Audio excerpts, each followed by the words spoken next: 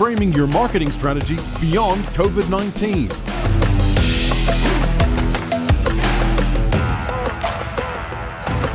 Please give it up to Mike Prasad, founder at Tiny Sponsor. This is for you.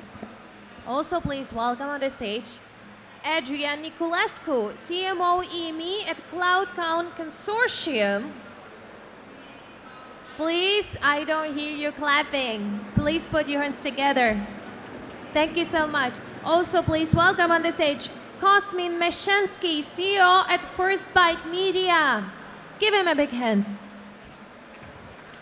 Also, put your hands together and welcome on stage Darius Kuntsav, CEO at AdKings. Be louder, please. Thank you. Oh, this is nice. Please continue like that. Also, please welcome on the stage Uptin Saiidi, journalist and content creator at Uptin. Give him a big hand, please. And last but not least, Frank Herald, Business Development Director at EMIRAT AG. Mike, the floor is yours, and please be attentive. Thank you.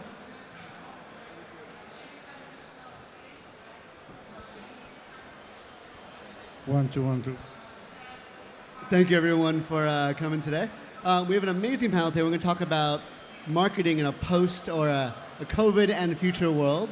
We have an amazing lineup of panelists. If I could have everyone starting at the end, give us a brief intro of who you are, a little bit of your background, and where you're from. My name is Frank.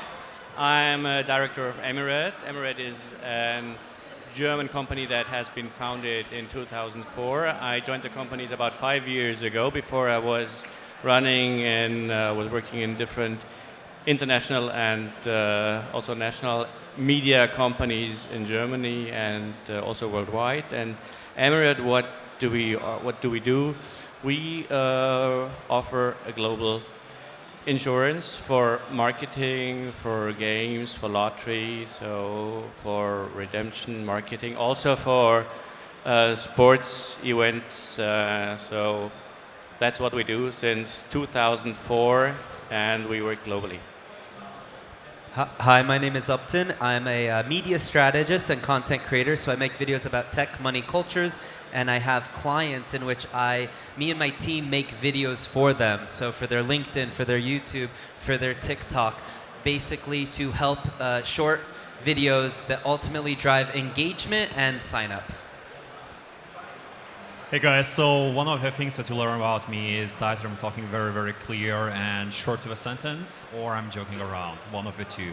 I'm Darius, co-founder of AGS agency, and we're an e-commerce specialized marketing agency that did over $200 million in sales. Hi guys, see you again. It's Cosim. I have a crypto lead generation media company, so we provide leads to our partners basically. Good evening, everybody. Very happy to be here today. I'm Adrian Niculescu, serial entrepreneur and investor. I'm CMO at CloudCoin Consortium, advisor or investor in other projects. I have more than 10 years marketing experience, or as an agency, as a freelancer, as a team leader. So I did most of the mistakes, I hope, and happy to contribute today. Thank you. Thank you so much, and I'm Mike Prasad. I'm the founder of Tiny Sponsor and Every Creator. We build the Web3 platform for creators, and I have a lot of experience in marketing, specifically in social media, pioneering with Twitch and Twitter and whatnot. So today we're going to talk about looking at how you are reframing your marketing strategies beyond COVID-19. So let's start with the first question, open to anyone in the panel. What do you think we are today in the behavior pattern regarding COVID-19? And we're here today in a conference hall, everyone here is comfortable. But from a market behavior point of view, do you think consumer behavior and internet behavior has adapted, or are we still in transition? I would say yes. I think the biggest thing when we look at creating content, people used to like polished and aspirational videos.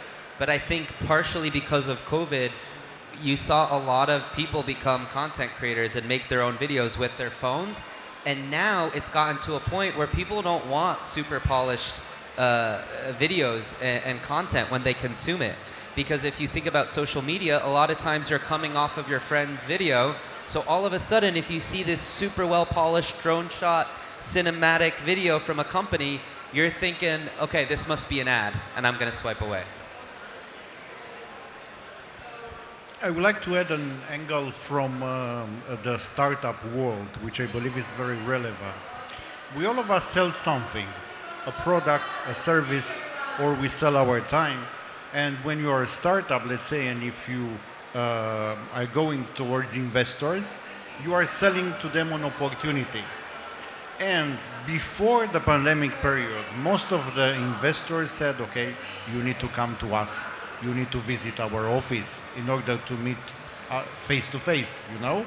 But what happens during the pandemic, and this trend will continue, investors are ready, even the big guns, to have a face-to-face, one-to-one online call, you know? And this lowers actually the bar in terms of how easy it is to reach to people. You can use LinkedIn, you can pitch them, you can make a call, and you can get investments. And even if you are from what we are calling, let's say, an underprivileged territory, you still can do that. But you need to be proactive and not to be reactive waiting for things to happen. So you need to make things happen. Yeah, I think to be honest, like COVID changed the world forever, and the biggest change is definitely in the work industry, that a lot more people are not working from an office the way they used to. And at the same time, this changes their buying behavior, their usage patterns of social media, TV watch times, etc. And what we are seeing that the times that we used to be buying before now are completely different. And a lot of marketing agencies and businesses should be adapting their strategy according to that. So when I'm hearing, oh, go ahead. No, I just agree. And additional to that, also technology helps to change that, to speed up that process. So when we talked about digitalization, we didn't have that pressure that we now feel from the COVID time. So digitalization, looking international, it means also digitalization of out-of-home advertising, of TV screens, of all that media stuff. So it's not only bringing about more bandwidth into the rooms. It's also about getting people more specific, reached at different points, even if it is not at home on TV or on online. So what I'm hearing is a combination of factors that really go back to this idea of individual at scale. It's very authentic, it's very real, not as polished, but this one-to-one connection scaled out is what it sounds like. Yeah, I would say that kind of, I said this earlier, like amateur by design is actually a term being used by YouTubers, where it's like we have a team, we have the equipment, we have the money, but we want to make it relatable. And I think, you know, going on to off of your point, it's like people, you know, it's kind of like what happened with Instagram. You know, it's like with Instagram, it used to be a place to post aspirational content. You know, private jet, hotel rooms, you know, living my best life. And then TikTok came along, which is now, you know, more used than Instagram. And that was the opposite. TikTok, for those who are not using it, actually despises aspirational content because it's not real, it's not relatable, it's not authentic. And I think because of COVID, that's what drove this, right? No one was in a 5-star hotel or on a private jet during COVID, right? We were all kind of anxious, what's next? We were at home in lockdown. And so I think in a way I almost credit or, you know, point my finger at TikTok for starting this new wave of branded and marketing content that's become a lot more, I guess, real. Can I add something? And I super agree with him. And what happened is like we really want something that is real, that is you can see each other in the product or service that you are trying to advertise. So if it's not real and you don't speak their language, then you don't get to sell them what you want. What's interesting is both of you were highlighting also what Adrian mentioned when it comes to investors is this very direct, very visceral experience that's become something that is normally when you think about online, you think about scale, you think about a very big gap between the viewer and the creator. And now what you're talking about now is this very real, tangible feeling of connection across the communities, whether it's with investors, whether with marketing and content creators. With this change in behavior, do you see that these behavioral changes in societies across the world in a somewhat unified manner, do you see this being very long-term and permanent, or do you think we're going to transition to something else as we become more and more open within the COVID situation? Thank you. So I believe that it's a transition, as we also spoke before. It's something that we have to pass on, like we have to go through it. And what happened during the time that we were home is that we developed new different habits. And those habits now, they are reflected in everything we do. And it will take still some time to get back to where we were, to the habits that we had before. And it's still a transition, but I think there are some of the things that happened, it will stay with us forever now. Yeah, I do completely agree. To be honest, I think the world overall is running in cycles. Some cycles are longer, some smaller. But what I'm seeing is now we are in this user-generated content, like low-quality content, just pushing the content that's real. But I wouldn't be amazed, like in 2 years, to see once again professional content coming back, because it's always like this. People want something different, and this is one like constant in the world that there is. When we're looking into our clients' behavior, we see an absolute increase, for example, in online lotteries, in online gambling, in online games worldwide. But on the other hand, you should also see that concerning the thing of trust, it's very important also to build a big brand or strong brand in the offline world. So I was in Latin America 4 weeks ago, and they said even the local-based shops and stores where they work, they are not for running the money, but it's for building up the brand, for bringing up trust. So even if the money runs into online business, you should not think that the offline world is out of media, out of relevance. Yeah, just to add on to that, I think, in Marketing 101, they teach you testimonials, right? That's a powerful form of marketing. And I think what we saw, like, let's say 10 years ago, is you see a TV commercial, for instance, and you see somebody talking about the product or the service, and in the small print, what does it say? Actor, right? Not real testimonial, this is just a paid actor. And then, I don't know, 5 years ago, we saw them actually using real people, and they proudly said, this is a real testimonial. Well, now we're seeing everybody give their own testimonials with their smartphone, and companies are just using that. Obviously they're getting permission, but that's created a huge opportunity. And if you look at Chipotle, for example, the chain restaurant in the US, their TikTok page, for example, is only just grabbing users' videos and saying, hey, we liked your video about your lunch, can we just use that as our marketing? And they'll put money behind that, right? So there's a threat because a lot of times companies don't know what the hell they're doing with this new age of marketing, but it's also an opportunity to save a lot of money, and if you know what you're doing. You see, we marketers, we have a very powerful weapon. Once we identify what is called the ideal buyer persona for a product or a service, we know about these people, what happens in their mind.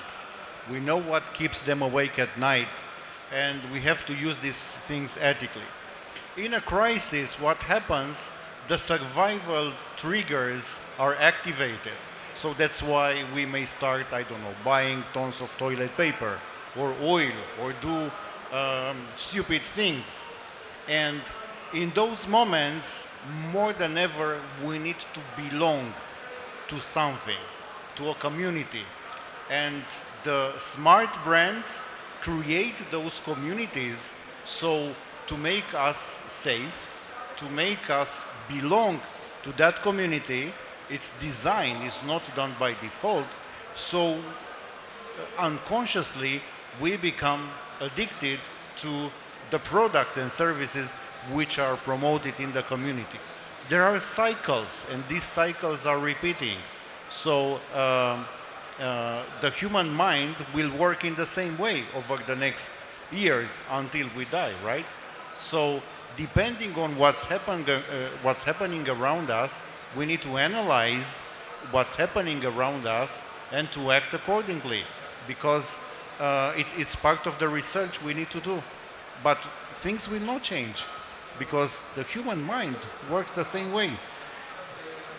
I love that idea that marketing is still dealing with humans and the human behavior is still uniform in that sense. The tools obviously change, and we're seeing the behavior change of the market change. So on this idea of shared trust, this idea of community connection, we've all highlighted on. One of the clients I have is called Flip.shop, and they're actually a platform that all of their content is user reviews of products. So going back to what you're saying, it's the user reviews that actually becomes the content. So in an environment where user-generated content can be, in some cases, the primary or sole driver of the business, where does the brand's messaging come from? If the brand has traditionally been promoting an ideology, a value set, a key messaging point of view, but in an environment now where it is the user's messaging who actually has more value and at scale has more value, which is out of the control of the brand, how do you adjust messaging, or what becomes the brand's position in this environment? I think like overall branding is pretty simple. It's about having like 2-3 things that people care about.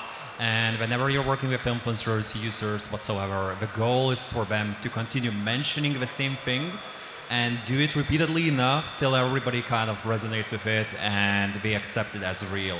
There are many different strategies how to approach it. For example, there's like a new thing, very popular thing called whitelisting, where you actually get access to your Instagram celebrities accounts. You take their content and actually pay for that content to run ads to, and you reach much more people with it.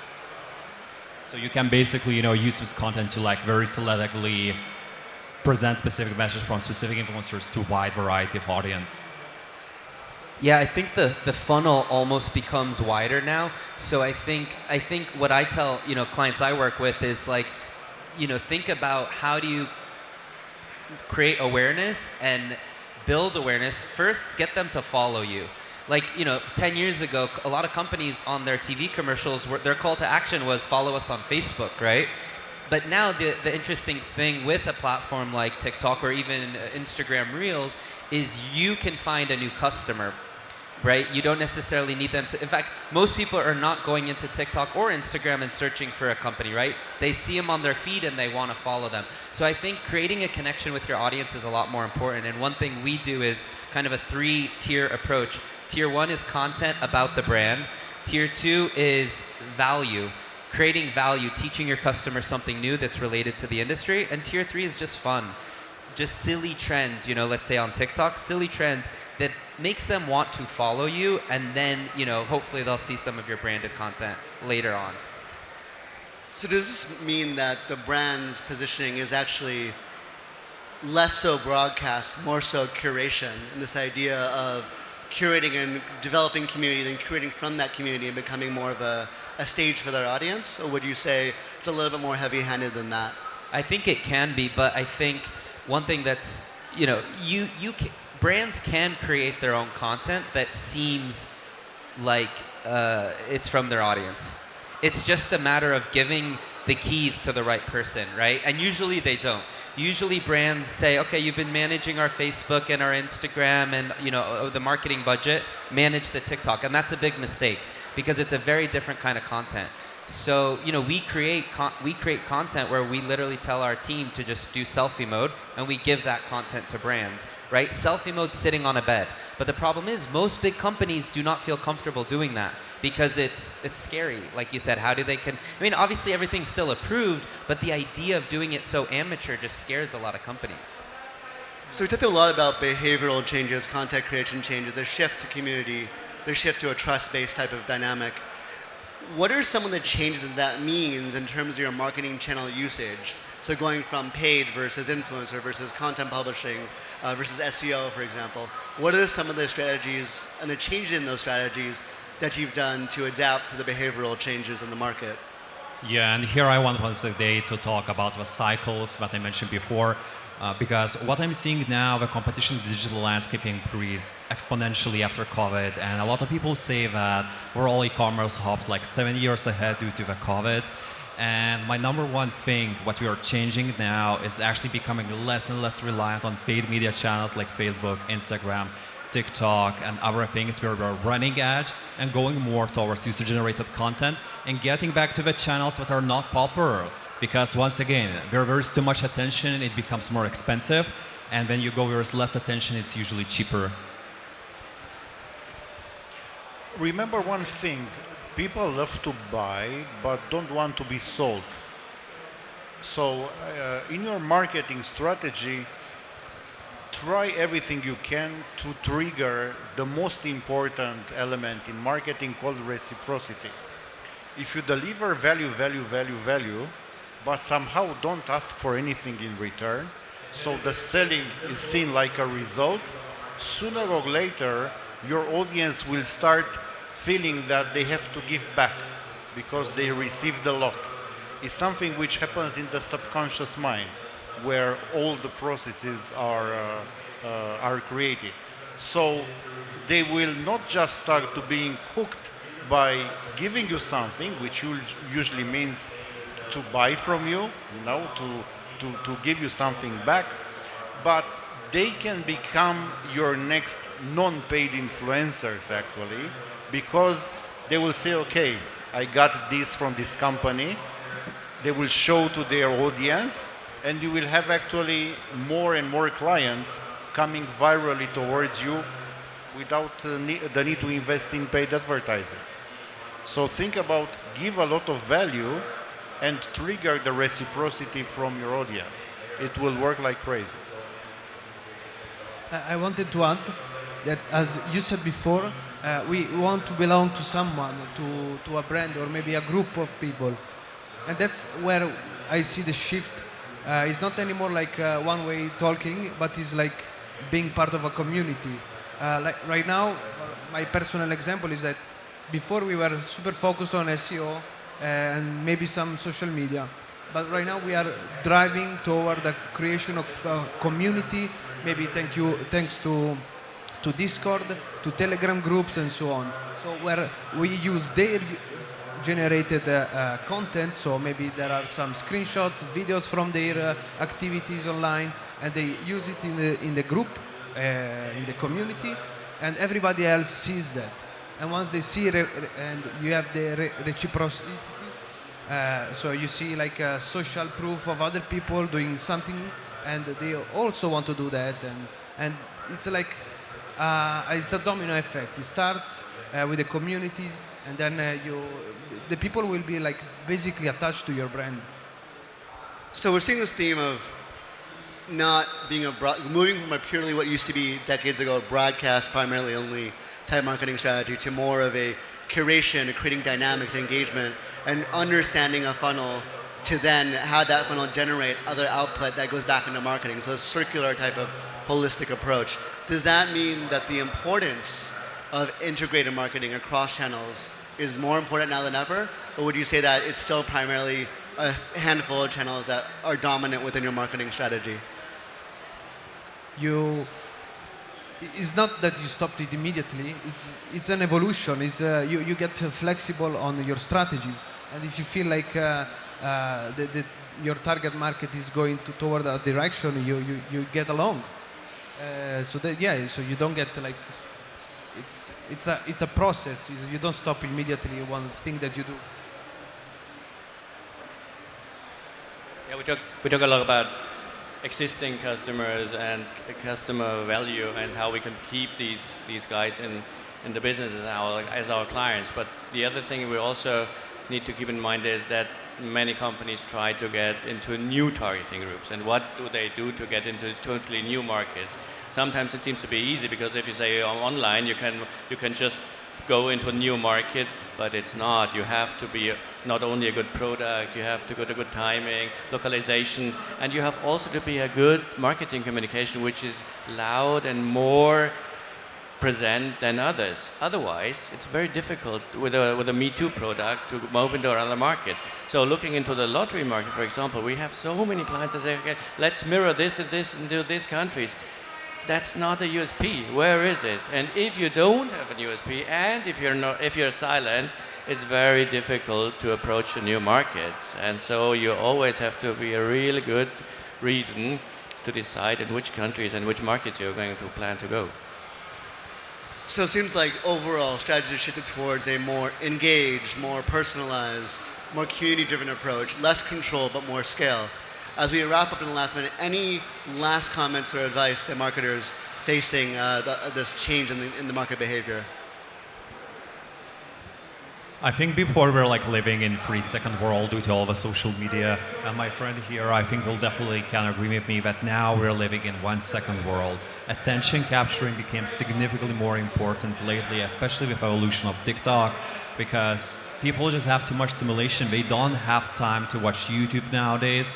Actually, TikTok, people are watching more of TikTok compared to YouTube. People are going more to TikTok compared to going to Google. We're just living in such a fast-paced world that all the marketing has to adapt, even TV or something like similar. And just to add on to that, if you're saying, okay, but TikTok is, still primarily under 30, consider YouTube for the first time in 15 years created a new product, which is YouTube Shorts, Instagram Reels, Snapchat. I'm sure we'll see something similar on LinkedIn and TikTok. Facebook now has Reels as well. So I think the key message is short vertical video is where it's at. Thank you so much. Thank you everyone on the panel. Thank you for having us. Thank you so much. Thank you. Please give it up to our amazing panelists and for this exciting conversation, for this exciting panel. We're going further. Sorry, not conversation, panel discussion, I mean. Give them a big hand. And also, if you have any questions, please feel free to reach out to them and ask them questions furthermore.